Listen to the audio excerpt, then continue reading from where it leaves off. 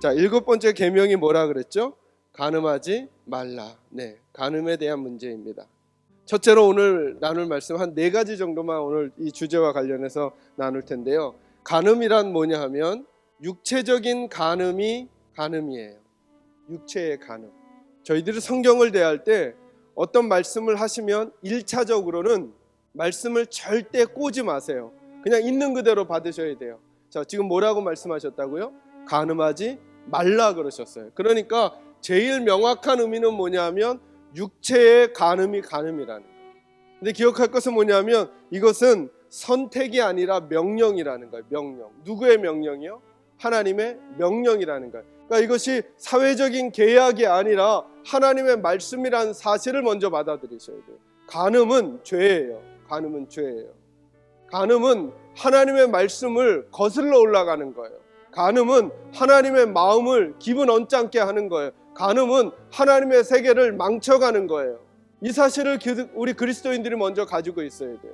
그래서 이 7번째 계명을 기억할 때는 저와 여러분이 아주 딱딱해지는 사람이 되자 이 말을 하는 게 아니에요. 이 계명이 하나님께로부터 주어진 말씀이라는 사실을 마음에 새겨야만 교회 공동체가 그리스도인들이 선한 순결을 지킬 수 있는 기준을 잡아가게 된다라고 하는 것이죠.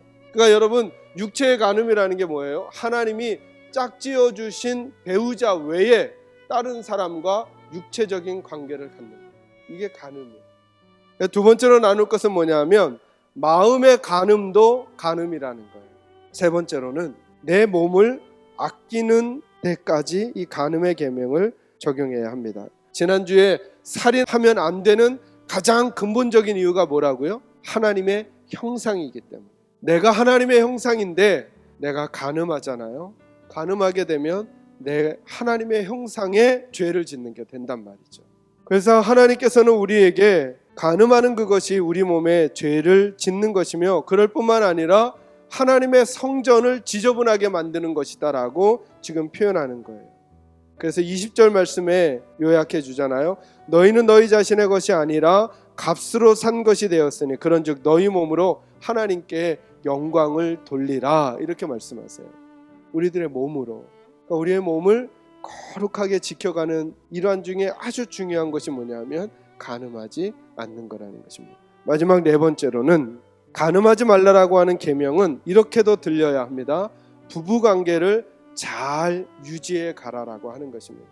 남편은 남편의 자리를, 아내는 아내의 자리를 잘 지켜가라, 이 말이 간음하지 말라라고 하는 말의 또 다른 말이라고 할 수 있죠.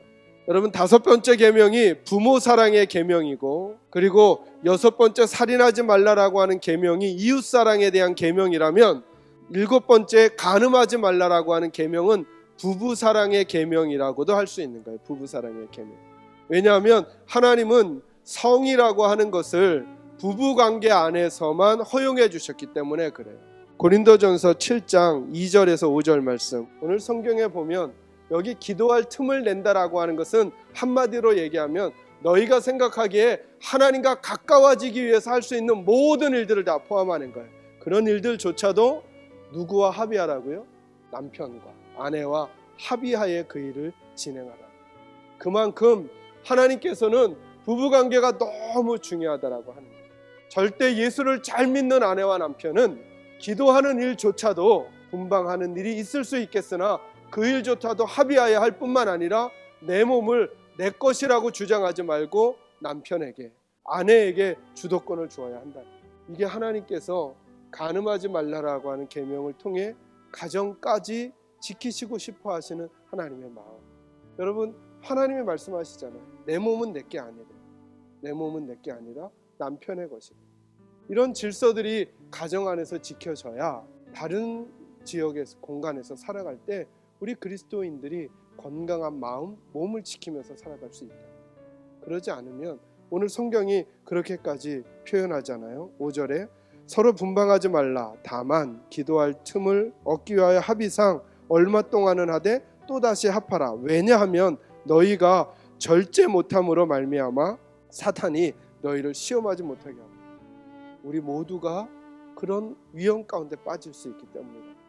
그래서 7번째 계명은 부부관계를 잘 소중히 여기며 가정을 행복하게 가꾸는 부분에 있어서도 이 부분이 적용될 수 있음을 말씀해 주십니다. 이 지혜를 가지고 행복한 가정을 꾸려가시고 부부관계를 꾸려가시고 더 거룩한 믿음의 삶을 살아가시는 저와 여러분이 되시기를 간절히 소망합니다.